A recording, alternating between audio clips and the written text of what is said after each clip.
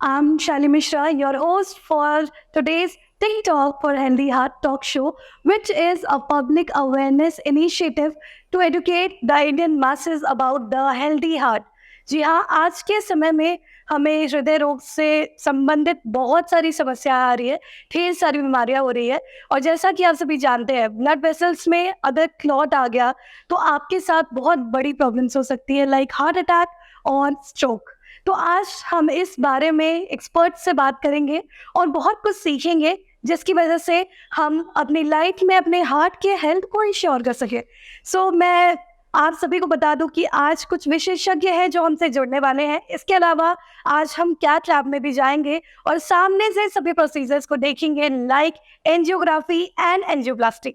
तो इस तरह के सभी प्रोसीजर हम अपनी आंखों से देखेंगे। इसके अलावा आपके मन में जो भी डाउट्स हैं, वो सभी क्वेश्चंस भी मैं हमारे एक्सपर्ट से पूछने वाली हूँ और वो उसके जवाब देंगे, जिससे आप अपने हार्ट के हेल्थ को इंश्योर कर सकेंगे।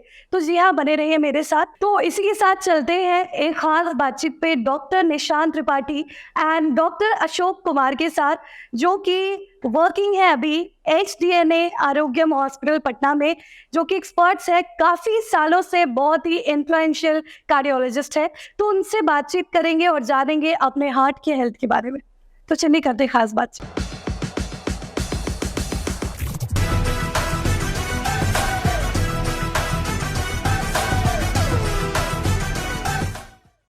दर्शकों, आज हम लोग आ चुके हैं HDNA आरोग्यम के पैनल ऑफ कार्डियोलॉजिस्ट से कुछ स्पेशल बातचीत के दौरान। तो सबसे पहले मैं आप दर्शकों को बता दूं कि हमारे साथ हैं doctor Ashok Kumar, who is a globally renowned doctor cardiologist. तो सर, सबसे पहले तो आपका बहुत बहुत स्वागत करना चाहूंगी। और मैं डॉक्टर साहब के बारे में बता दूं कि हमारे हॉस्पिटल में पटना के बहुत ही जाने माने और देश भर के, दुनिया भर के काफी जाने माने डॉक्टर हैं। तो सर, सबसे पहले मैं चाहूंगी कि आप हमारे दर्शकों को अपना इंट्रोडक्शन दें। जी नमस्कार, मैं doctor Ashok Kumar presently HDNA आरोग्यम अस्पताल में एज ए डायरेक्टर कार्डियोलॉजी काम कर रहा हूँ। यहाँ का इससे पहले जर्नी तो काफ़ी बड़ी थी, बट इससे पहले हमने DM कार्डियोलॉजी SCPGI लखनऊ से डिग्री लिया। उसके बाद हमने कई जगह लखनऊ में भी सेवा दी, फिर पटना में आए, पटना मेडिकल कॉलेज ज्वाइन किया, पारस में भी 5 साल काम किया और फाइनली हम लोग अपना सेटअप लेके आए। बहुत सारी चीजें थी जिसको ध्यान में रखते हुए एक अपना सेटअप बनाने की जरूरत महसूस हुई और इसको करके हम लोग एक नए ढंग से थेरेपी के लिए हम लोग लेके आए। सर, मैं आपसे पूछना चाहूंगी कि ऐसी कौन सी चीज रही जिसने आपको डॉक्टर बनने पे प्रेरित किया? ये आप कह सकते हैं कि हम अपने पेरेंट्स की ख्वाहिश पूरा करने के लिए इस फील्ड में आए। मेरे माता पिता थोड़ा सोशल जुड़े हुए थे और उनकी एक बहुत बड़ी अभिलाषा थी कि हमारा बच्चा डॉक्टर बनता और अच्छा काम करे, जिससे काम के चलते मुझे लोग कहें कि भाई ये मेरा बेटा है। तो इस उद्देश्य से मेडिकल की हमने पढ़ाई करी। आगे का रास्ता बहुत ज्यादा था। ये MBBS में जो बेसिक कोर्स होती है उसमें एडमिशन के लिए मदर का खास करके, फादर तो हमेशा सपोर्टिंग में थे कि बच्चा जो चाहे करो, मदर को था कि नहीं मेरा बेटा डॉक्टर बनना चाहिए। उसके बाद आया, उसमें मेडिसिन में MD किया। उस समय शादी हो गई। अच्छा। तो अपना था लेवल की MD हो गया, बहुत है, 2 डिग्री हो गई, बड़ी डॉक्टर हो गया, इतना मम्मी का ख्वाहिश पूरी हो गई। तो फिर बीवी का ख्वाहिश लग गया साथ। अच्छा।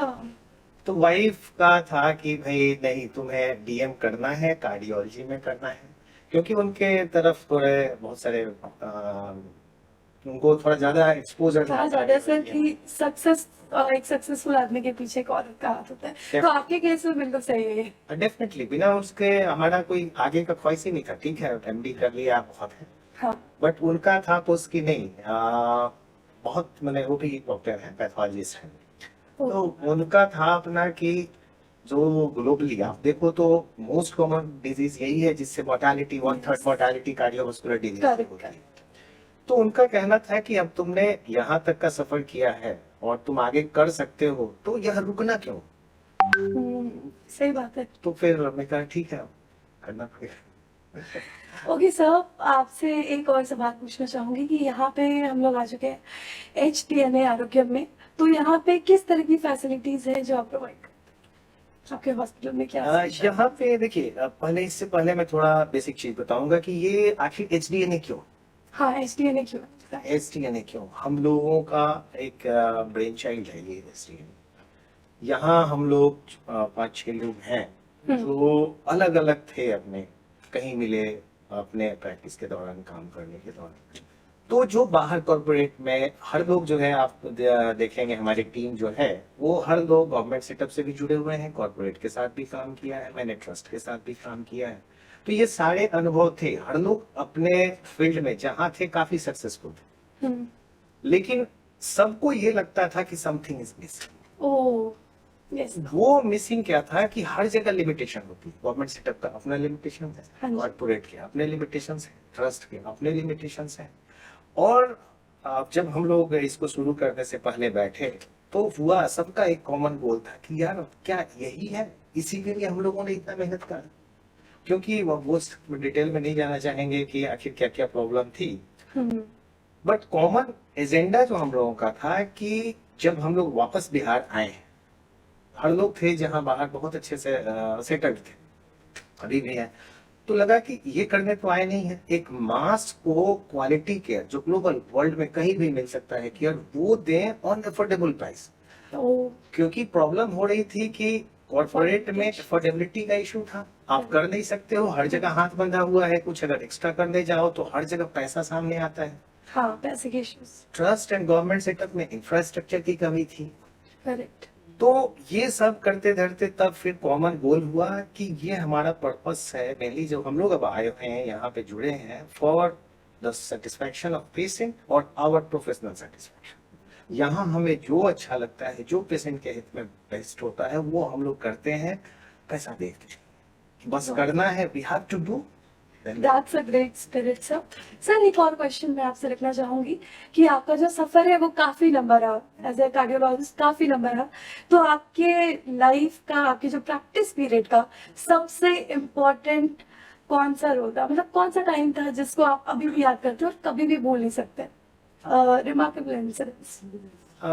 जैसे अगर पेशेंट केयर के बारे में देखा जाए तो मैं अपना यहाँ पटना में आप जब आया, पटना के पहले भी बहुत सारे, जैसे जो हम लोग हैं ना, डॉक्टर्स के लाइफ में डेली कुछ ना कुछ नया होता है। हाँ बिल्कुल। अब कल रात में ही हम लोग, हमारी टीम क्या है ना कि हमारी डॉक्टर त्रिपाठी की टीम है कि हम लोग टीम में काम करते हैं। हाँ। तो कल रात में भी जो हम लोग प्रोसीजर किए, ये एक यूनिक केस था। वो भले ऐसा नहीं कि रूटीन केसेस हैं जो कि आपको किसको पहले से किए हो, किताब में गाइडलाइन सेट है। हाँ। इसके पहले भी हम लोगों ने एक पेसमेकर लगाया, दैट वाज टोटली इनोवेटिव। तो वो चीजें होती हैं, तो लाइफ में आपके होते रहता है, लेकिन जो एक चीज है वो सबसे ज्यादा जो पेशेंट केयर के बारे में कहें तो वो याद आता है कि एक फीमेल थी, अभी भी आती है। अच्छा। 12-13 साल पहले उसके बच्चे लेके आए थे, और मतलब सी वाज पासलेस, बीपी नहीं थी, कार्डियक इंफार्क्शन उसे हुआ था। हमने देखा, और वो टाइम था जब हम अपना काम खत्म करके 5 बजे का समय था, जा रहे थे, तो बाहर निकले, इमरजेंसी में देखे कि ऐसे है, पड़ी हुई है, और वो कुछ नहीं, इमरजेंसी का डॉक्टर बोला सर दिस इज नो। तो हमने कहा देख यार, 1-2 बीट आ रहा है, इसीलिए हुआ, तो 1-2 बीट आ रहा था, इंफीरियर वाल्व मई था। हमने बच्चा को कहा देखो कोई मरीज नहीं है, बट अगर तुम कहोगे, परमिट करोगे तो हम एक चांस लेंगे। भाई जो खत्म है खत्म है, बट कोशिश करने में क्या है, छोड़ तो सकते नहीं है, हमारा काम ही है कि जब तक बिल्कुल खत्म नहीं हो जाता हम प्रयास करते हैं। तो वो बोला कि सर अब जो करिए, पैसा वैसा नहीं है, जैसे भी हो हम खेत बेच के देंगे, लेकिन आप जो करना है करिए, भैया बचेगी फिर देखा जाएगा। उसके बाद उसको लैब में लिया, पहले टेम्पोररी पेसमेकर डाला, फिर उसके हार्ट आए, फिर उसकी एंजियोग्राफी करी, पूरा RCA टोटल ब्लॉक था, फिर उसको खोला। उसमें हमारे क्रेडिट नहीं है, गॉड का ग्रेस है कि वो बच गई, आज भी आती है। तो वो सबसे सेटिस्फैक्शन वाला केस था कि भाई एक खत्म आदमी अब वापस आके अभी भी आती है, वो बहुत दूर से आती है, बहुत बहुत पुअर फैमिली की है, अब उसके बच्चे भी नहीं रहे, छोड़ दिए, क्या कहें, जो सामाजिक वो है, बट वो आती है, आज भी आती है। तो यही सेटिस्फैक्शन है कि चलो आज तक तो जिंदा है, हमारा 15 साल से हमारे साथ आ रही है। Thank you so much. दर्शकों, हम जुड़ चुके हैं HDNA आरोग्यम हॉस्पिटल पटना के पैनल ऑफ कार्डियोलॉजिस्ट से। तो अब हमारे साथ जुड़ चुके हैं doctor Nishant Tripathi, who is the chairman of this hospital and he is an interventional cardiologist. तो सर सबसे पहले तो आपका बहुत बहुत धन्यवाद कि आप हमारे स्टॉक शो में जुड़े हैं। तो सर मैं आपसे पूछना चाहूँगी कि इस हॉस्पिटल की शुरुआत करने के पीछे मकसद क्या रहा? हमने ये हॉस्पिटल जब प्लानिंग शुरू की थी, I was working in a corporate hospital, और बिहार में तो सब लोग मुझे जानते ही हैं। उसके पहले I was in IGMS which is a government hospital. तो मैंने दोनों, एक गवर्नमेंट सेटअप और कॉर्पोरेट सेटअप, दोनों का एक्सपीरियंस किया, और मुझे लगा कि दोनों में प्लस भी है और माइनसेस भी हैं फॉर पेशेंट्स। तो एक हमारे मन में, और प्लस हमारे साथ जो 2-3 लोग जुड़े, सबके मन में ये था कि हम बेहतर सर्विसेज जो है लोगों को दे पाएँ at an affordable cost, but जहाँ पे कॉस्ट कम हो बट क्वालिटी कॉम्प्रोमाइज़ ना हो। तो ये बेसिक हमारे पास जो एक मकसद था। और देन वी गॉट टुगेदर 4-5 लोग, हम लोग एक जो सेम मेंटालिटी के लोग थे, हाँ, same. वी सैट टुगेदर और सेम पेज पे आए, and then we plan this hospital. तो हमारा मोटो यही है, quality medical care at an affordable cost. So that's how we started this hospital. Okay, sir. Sir, I would like to add one more question. So, Bihar में जो आपका hospital है बहुत अच्छी फैसिलिटीज़ दे रहा है, तो how you are contributing towards making Bihar heart healthy? Bihar को और साथ ही साथ बिहार के, मैं तो कहूँगी पूरे इंडिया को आप हार्ट हेल्दी बना रहे हो, इसके पीछे क्या क्या फैसिलिटीज़ हैं, क्या क्या चीज़ें हैं जो कंट्रीब्यूट कर? देखिए, सबको पता है कि हार्ट डिजीज़ेस बहुत ज़्यादा बढ़ रही हैं हमारे देश में, correct. And our state is no exception. सबसे ज़्यादा मोर्टेलिटी, सबसे ज़्यादा डेथ हृदय रोगों से ही होती है, ये सबको पता है। India is becoming diabetes capital of world.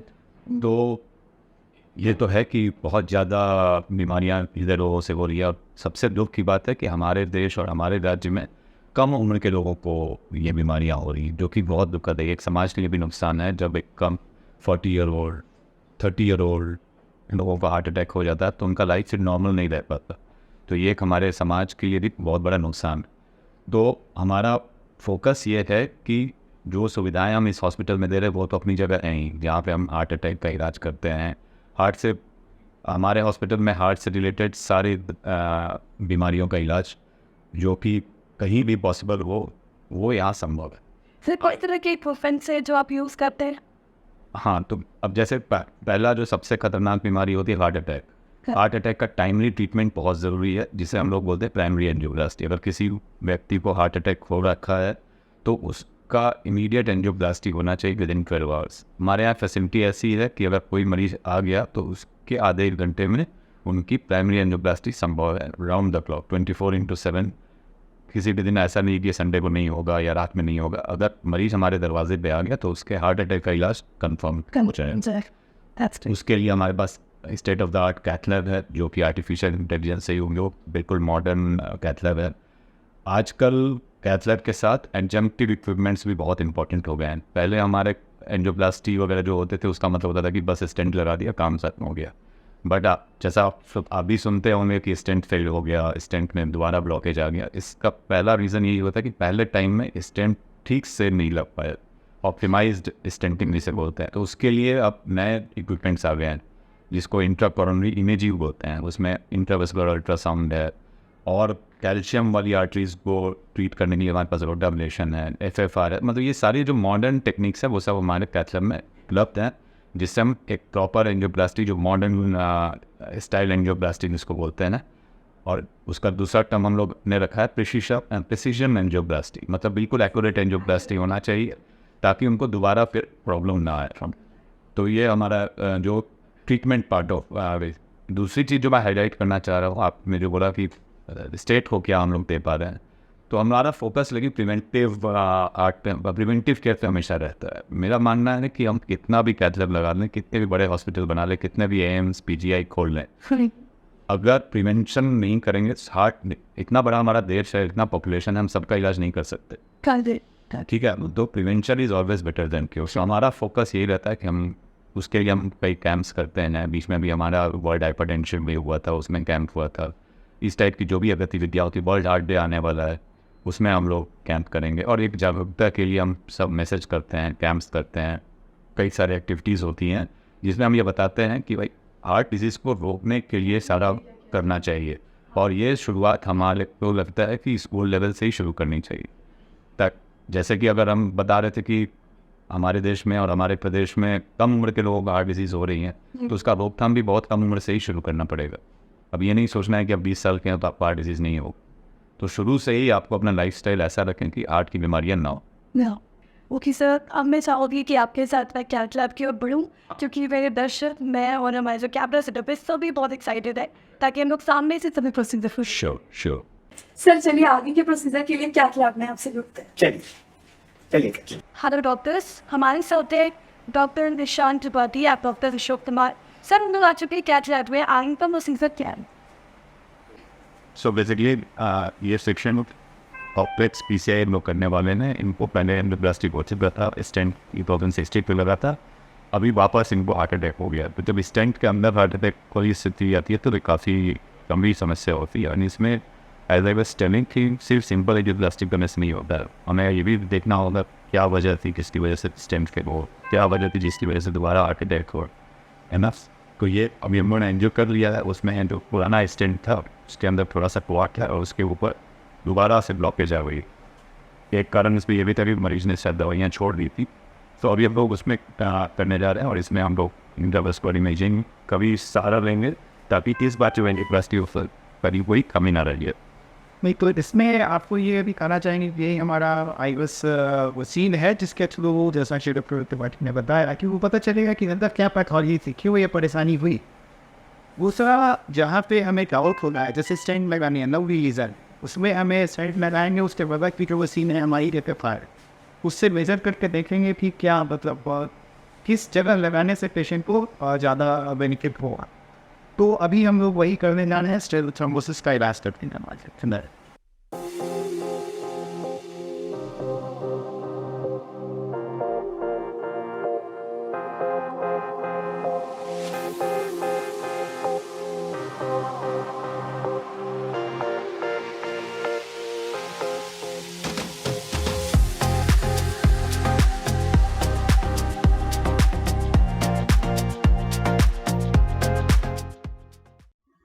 Hello दर्शकों, तो अभी TikTok for healthy heart talk show के माध्यम से हम कैथ लैब में थे और हमने काफ़ी कॉम्प्लेक्स प्रोसीजर सामने से विटनेस किए।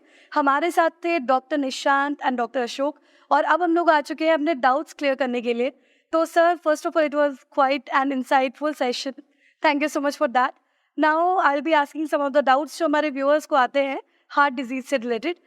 डॉक्टर निशांत, मेरा सवाल आपसे है, जो हमारे व्यूअर्स का सवाल है कि आपके कैथ लैब में सबसे ज़्यादा कौन सा प्रोसीजर परफॉर्म किया जाता है ऑन अ डेली बेसिस, और maybe we can say on average on a monthly basis? Please tell us about this. Thank you. तो वो जैसा आपने अभी देखा, ये हम लोगों ने अभी कॉम्प्लेक्स एंजियोप्लास्टी प्रोसीजर किया था।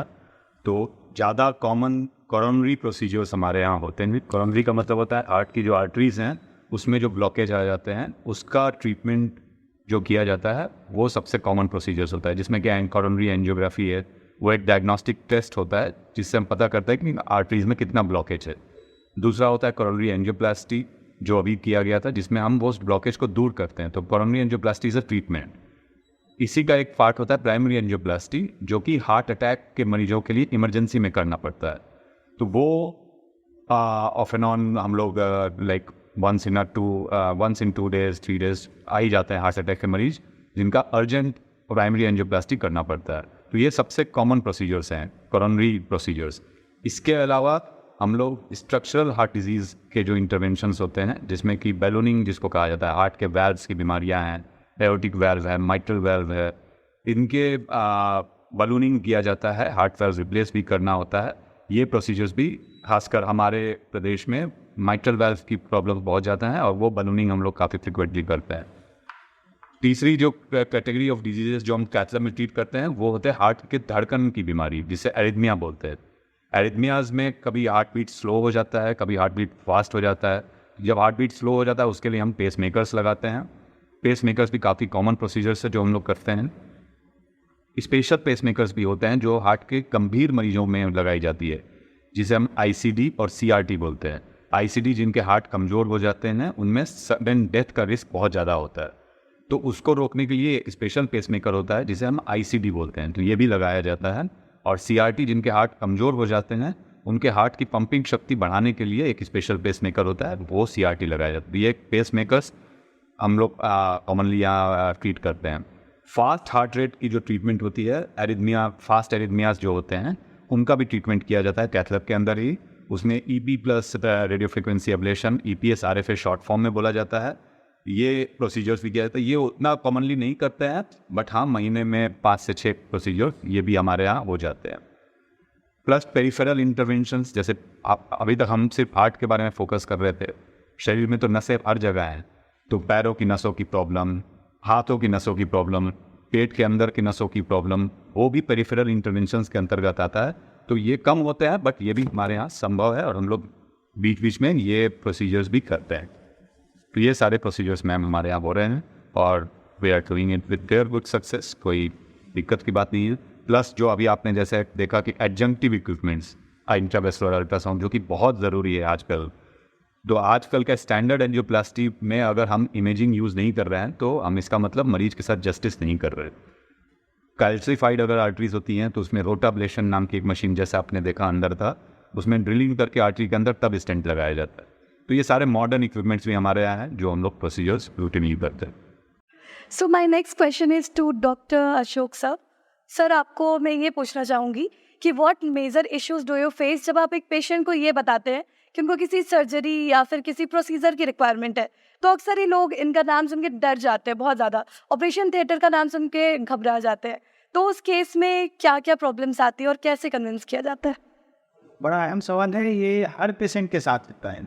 पहला तो लोगों को भरोसा ही नहीं होता है कि भाई क्या आप सही कह रहे हो, तो आप जैसे ही बताओगे कि आपको फलाना सर्जरी की ज़रूरत है, जो प्लास्टिक की ज़रूरत है, तो फिर वो बोलेंगे कि क्या रियली में ज़रूरत है, मैं किसी दूसरा सेकेंड ओपिनियन ले लूं। उसके बाद नेक्स्ट क्वेश्चन आता है कि पैसे कितने लेंगे, इसका रिस्क क्या है।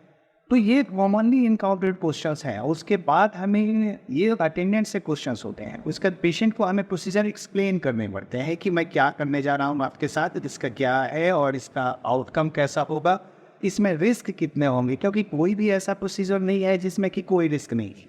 तो सारी चीज़ कन्विंस करने पड़ते हैं, थोड़ा टाइम लगता है, और ये एथिकल और लीगली भी बहुत इम्पॉर्टेंट है कि पेशेंट्स को एक्सप्लेन किया जाए उनका प्रॉपर कॉन्सेप्ट। डॉक्टर निशांत, मैं आपसे पूछना चाहूँगी, मेरा अगला सवाल, हमारे व्यूअर्स जानना चाहते हैं कि जो कार्डियक पेशेंट्स होते हैं उनमें हम कैसे डिसाइड करें कि किन के साथ हमें एंजियोग्राफी करनी है, किन के साथ हमें एंजियोप्लास्टी करनी है एंड किन का बाईपास सर्जरी। एंड साथ ही आप ये भी बताएं कि तीनों को कैसे डिफाइन करते हैं, तीनों कैसे अलग हैं, और क्या जिन पेशेंट्स को हम एंजियोग्राफी कर रहे हैं उनकी एंजियोप्लास्टी भी इम्पॉर्टेंट है? ये बहुत इम्पॉर्टेंट और सारे मरीजों के मन में ये रहता है, सारे लोगों के मन में रहता है कि क्या होने वाला है। तो देखो, कोरोनरी एंजियोग्राफी एक डायग्नोस्टिक टेस्ट है। जैसे हम सारे पैथोलॉजिकल टेस्ट कराते हैं, ब्लड शुगर का टेस्ट कराते हैं, ब्लड टेस्ट कराते हैं, वैसे ही एंजियोग्राफी सिर्फ एक टेस्ट है। इस टेस्ट से ये पता चलता है कि हार्ट की आर्टरीज में कितना ब्लॉकेज है, और ये करने के लिए एक सेट ऑफ क्राइटेरियाज हैं। जो मरीज जब आते हैं, हमें सस्पेक्ट होता है कि इनको कुछ हार्ट की प्रॉब्लम हो सकती है, तो हम कुछ टेस्ट करते हैं, जैसे ECG है, ईको है, TMT है, बाकी स्ट्रेस इमेजिंग है। ये सारे टेस्ट में जब हमें लगता है कि कुछ गड़बड़ी है और इनके हार्ट के ब्लॉकेज होने की संभावना है, तब फिर हम ये फर्दर जाते हैं, जिसको कोरोनरी एंजियोग्राफी बोलते हैं। तो ये सिर्फ एक टेस्ट है, इससे सिर्फ ये पता चलता है कि हार्ट के अंदर ब्लॉकेज कितना है। अब आप ऑब्वियसली जब हम कोई टेस्ट करते हैं और उसमें कुछ एबनॉर्मलिटी आती है तो उसको ट्रीटमेंट भी करना पड़ेगा। अब हम ब्लड शुगर अगर 400 टेस्ट किया तो ऐसा छोड़ तो नहीं सकते।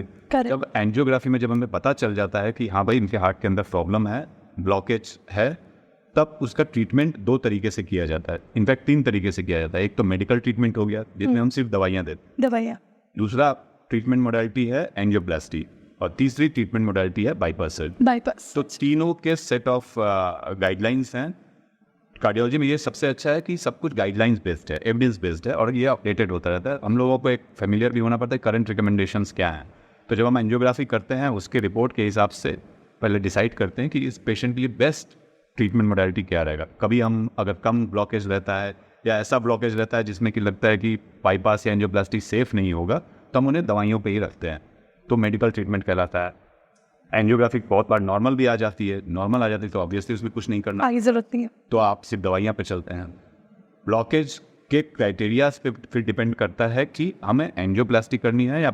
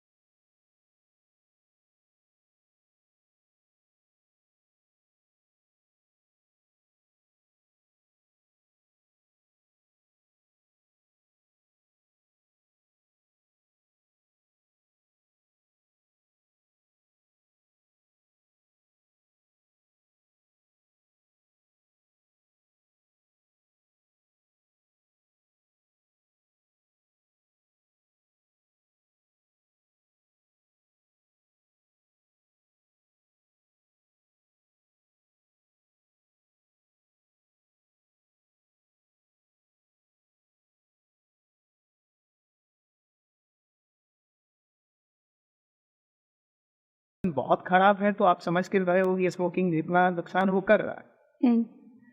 इसके साथ कुछ नॉन मॉडिफाइबल रिस्क फैक्टर है जो कि हम मॉडिफाई नहीं कर सकते हैं, जैसे एज को हम घटा नहीं सकते, तो एक सर्टेन एज के बाद प्रॉब्लम आने लगता है, तो एज हुआ। दूसरा स्टेक्स कुछ है मेल में ज़्यादा होते हैं हार्ट के इंसिडेंट्स, तो और तीसरा इथनिसिटी जो कि रेसियली जो हम लोग हैं, जैसे भी Indian are more prone to have cardiovascular हो, तो हमारे यहाँ वेस्टर्न पॉपुलेशन से कंपेयर करोगे तो 10 साल अर्ली होते हैं। जो बीमारी वहाँ 60 साल में होती है, हमारे यहाँ 50 से कम में होता है। And what is the cause of that? वो जेनेटिक प्रॉब्लम है, जीन है, हमारा जीन ही वैसा है। उसके लिए कई सारे हाइपोथेसिस हैं कि क्या क्या है, उसमें डिटेल में जाना सही अभी नहीं होगा। तो हम लोग ज़्यादा उसमें हमारा लाइफ स्टाइल, वर्किंग एक्टिविटी, ये सब भी आता है, खान पान भी आता है।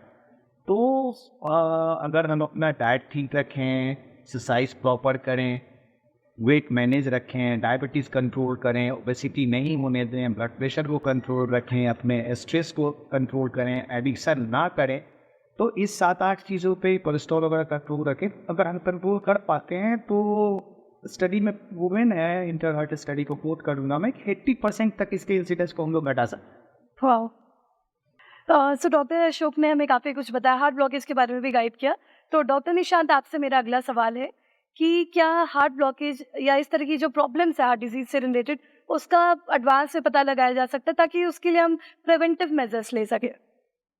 बिल्कुल, मेरी ये काफ़ी इंपॉर्टेंट क्वेश्चन है और सबके मन में ये रहता है कि मुझे हार्ट डिजीज़ हो सकता है क्या नहीं।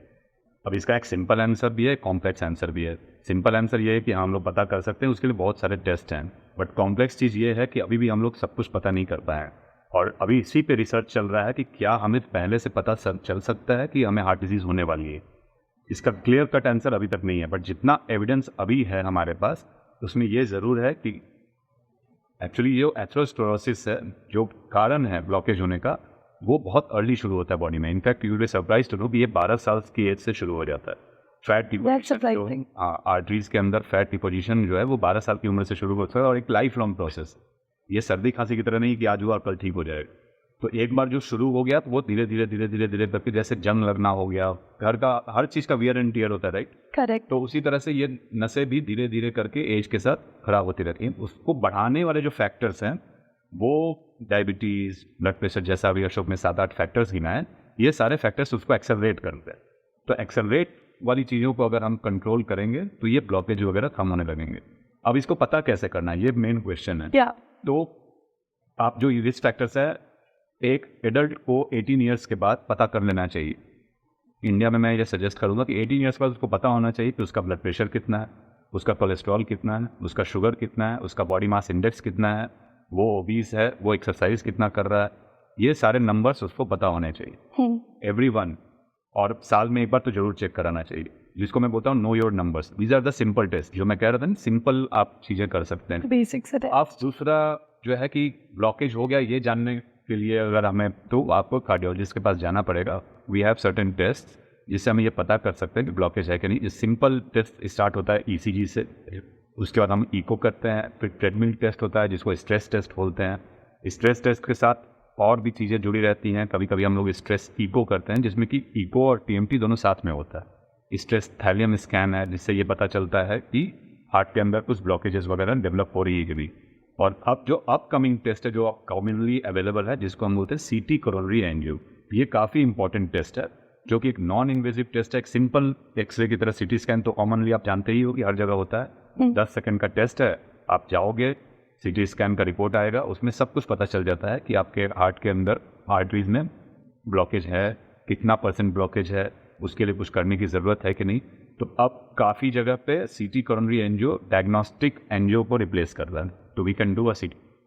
बट अगेन हम कहेंगे कि ये सारा चीज़ डॉक्टर की सलाह, कार्डियोलॉजिस्ट की सलाह से ही होना चाहिए। आप खुद ये सब ना करें, क्योंकि हर टेस्ट के पीछे कुछ रिस्क इन्वॉल्व हैं, और वो सिर्फ डॉक्टर आपको बता सकता है, खुद जाके ना कराए।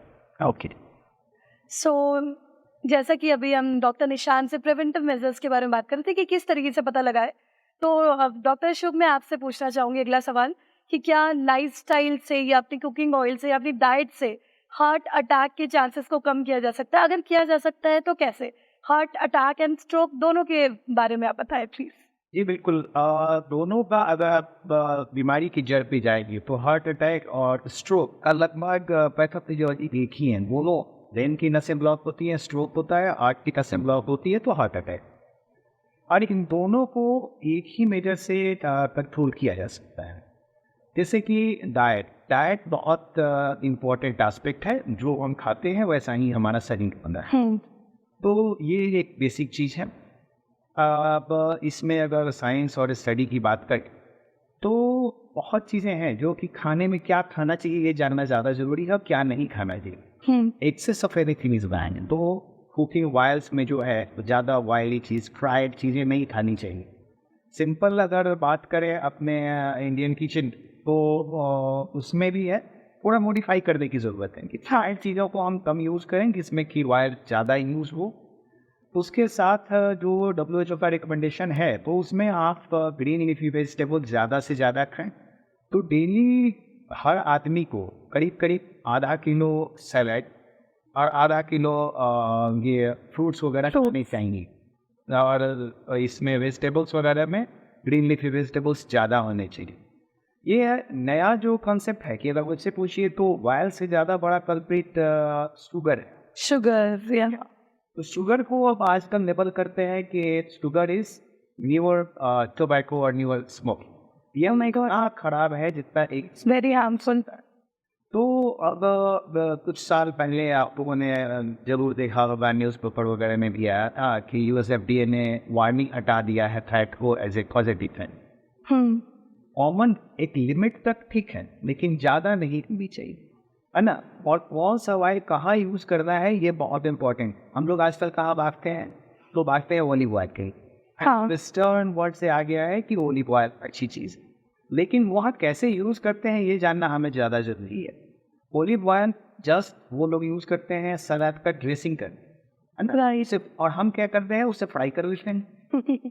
तो और जो ओलिव ऑयल का आप देखेंगे तो थर्मोस्टैटिक पॉइंट बहुत कम है, वो डिनेचर हो जाता है। ऑयल खराब क्यों है? ऑयल जो बार बार तलते हैं तो वो ट्रांस फैटी एसिड में चेंज कर जाता है और बहुत एथ्रोजेनिक है। तो हमें अगर फ्राइड चीज़ें खानी भी है तो वैसे चीज़ को यूज़ करें जिसका थर्मोस्टैटिक पॉइंट बहुत हाई। तो अगर कुछ फ्राई खाने का मन भी हो, मदा कदा खाना चाहिए तो आप घी में फ्राई करो क्योंकि घी का थर्मोस्टैटिक पॉइंट बहुत हाई है। कॉमन सब्जी वगैरह में mustard oil is very good क्योंकि इसका भी हाई है, बहुत कम नहीं है। ये आप घी की बात करोगे तो इसका थर्मोस्टैटिक पॉइंट 300 डिग्री। तो जैसे सब्जियां बनती घर पे आमतौर पे हरी सब्जियां, तो उसमें किस तरह के ऑयल का यूज करना चाहिए ताकि लोग वो कहेंगे कि मस्टर्ड ऑयल बेटर ऑप्शन है। बेटर ऑप्शन बिल्कुल, उस पर ना जाए जिस पे हार्ट हेल्दी जो लिखा हुआ है वो सब पे ना जाए। रिफाइंड और ये वो ना यूज करें तो वो ज़्यादा अच्छा है। करेक्ट। तो वो है। और घी और ये जो ट्रेडिशनल हमारा किचन में कुकिंग ऑयल्स में यूज होते थे वो बहुत इंपॉर्टेंट है। डाइट की बात हो गई, इससे ज़्यादा एक्सरसाइज बहुत ज़रूरी है। आप वीक में 150 मिनट्स का एक्सरसाइज होना ही चाहिए। वीक में एटलीस्ट मिनिमम मैं बता रहा हूँ कि 30 मिनट टू 45 मिनट्स का मॉडरेट इंटेंसिटी एक्सरसाइज होने चाहिए इन टर्म्स ऑफ वॉकिंग। और इसमें आप सिर्फ वॉकिंग पे ही ना जाए, इसमें आपको थोड़ा कोर मसल को भी ट्रेन करने की ज़रूरत है। तो एक्सरसाइज भी बदल के होनी चाहिए जो कि ज़्यादा इफेक्टिव होगा ना। अदरवाइज सिर्फ आप रनिंग और वॉकिंग करते रहोगे तो बॉडी मास फैट तो कम होंगे लेकिन मसल मास भी आपका कम हो, जो कि बहुत अच्छा नहीं है। तो उसके लिए पूरा कोर ट्रेनिंग भी ज़रूरत है ना। तो स्ट्रेंथ ट्रेनिंग एक्सरसाइज बदल के इसीलिए उसको करना है। और 1 से 2 दिन का वीक में आपका लीजर पीरियड ले सकते हो, but at least 5 days per week तो करना ही करना है। सबसे पहले तो आप दोनों डॉक्टर्स का बहुत बहुत धन्यवाद कि आप दोनों जुड़े टिकटॉक फॉर हेल्दी हार्ट के हमारे टॉक शो में। प्रोग्राम कंक्लूड करने से पहले मैं डॉक्टर निशांत आपसे पूछना चाहूँगी कि आपके क्या टिप्स हैं हमारे दर्शकों के लिए। देखिए, अब हम लोगों ने तो सारी बातें कर ही ली हैं। फाइनली मैं ये बोलूँगा कि हार्ट डिजीज़ के लिए prevention is always better than cure. आप लोग रिलैक्स मत रहिएगा। जैसा कि हम लोगों ने सारे डिस्कशन में ये बताया कि हम लोग जेनेटिकली प्रोन है हार्ट डिजीज़ के लिए। Everybody has to understand it.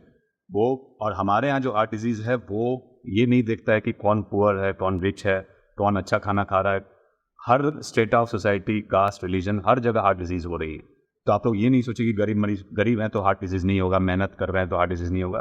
Holistic approach होना चाहिए जिसमें कि डाइट, एक्सरसाइज, अपने रिस्क फैक्टर्स का कंट्रोल, जो मैंने बोला no your numbers, her adult को पता होना चाहिए उसका शुगर कितना है, बीपी कितना है, उसका बॉडी मास इंडेक्स कितना, उसको ये भी पता होना चाहिए कि नॉर्मल कितना है। सिर्फ हाँ। अपना नहीं पता करना है, उसको नॉर्मल भी पता होना चाहिए कि नॉर्मल कितना होता है। और ये उसके साथ एक डिस्क्लेमर हमेशा याद रखना चाहिए कि एशियंस और स्पेशली इंडियंस में वो सारा जो क्राइटेरिया है वो कम है। कम का मतलब अगर वेस्टर्न पॉपुलेशन में 100 कोलेस्ट्रॉल को हेल्दी मानते हैं तो आप अपना 70 मानिए, अगर वहाँ ओबेसिटी 30 को बोलते हैं तो अपना 28 मानिए। तो हर कैटेगरी को एकदम नीचे लाना है।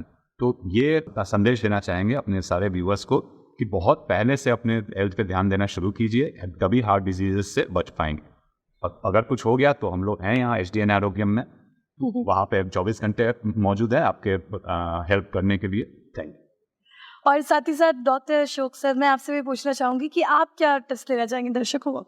डॉक्टर त्रिपाठी ने हर चीज़ बता ही दिया है। मैं कहना चाहूँगा कि 3 चीज़ों पे ध्यान रखिए, आहार, व्यवहार और व्यायाम। अगर इन 3 चीज़ों पे रखेंगे तो आप बिल्कुल स्वस्थ रहेंगे। खान पान जैसा कि बता दिया गया, व्यवहार आपका होना चाहिए ताकि आप सोशली कट ऑफ नहीं, लोगों से मिले जुलें, और सिर्फ अपना ही नहीं, अपने सराउंडिंग्स का, अपने नियर एंड डियर का भी ख्याल रखें। और इस जो इतना ज़्यादा पॉल्यूशन जो बढ़ रहा है उसके लिए तो हम खुद रिस्पॉन्सिबल हैं, अपने व्यवहार से ही उसको हम लोग चेंज कर सकते हैं। और तीसरा जो सबसे इम्पोर्टेंट है व्यायाम। तो इन 3 चीज़ों पे आप ध्यान रखेंगे, बिल्कुल स्वस्थ रहेंगे, हमारे पास आने की जरूरत नहीं पड़ेगी। So thank you so much to doctor Nishan, thank you so much to doctor Ashok. आप दोनों ने अपना कीमती वक्त दिया और SDNA आरोग्यम हॉस्पिटल में हमें इतना वक्त दिया, कैथ लैब भी दिखाए, तो इसके लिए मैं बहुत बहुत धन्यवाद करना चाहूँगी। और इसी के साथ हम लोग आ चुके हैं in the end of this talk show TikTok for healthy heart. So thank you so much हमारे व्यूअर्स कि आप सभी लोगों ने हमारे इस वीडियो को पसंद किया, and thank you so much to both of you sir. Thank you. So हमारे व्यूअर्स, अगर आप भी रखना चाहते हैं अपने हार्ट को हेल्दी और इंश्योर करना चाहते हैं अपने हार्ट के हेल्थ को, तो जुड़े रहें हमारे साथ हमारे TikTok for healthy heart talk show में, क्योंकि आप हमें इंस्टाग्राम पे भी फॉलो कर सकते हैं, यूट्यूब पे सब्सक्राइब कर सकते हैं, जियो सावन पे हमारे पॉडकास्ट सुन सकते हैं और अपने हार्ट के हेल्थ को इंश्योर कर सकते हैं। तो अभी फ़िलहाल के लिए इतना ही, लेकिन बहुत जल्द हम लोग मिलने वाले हैं हमारे नए स्पेशलिस्ट के साथ और हमारे बाकी के डाउट्स भी क्लियर करेंगे। So if you want to stay healthy, stay tuned on TikTok for Healthy Heart. Thank you.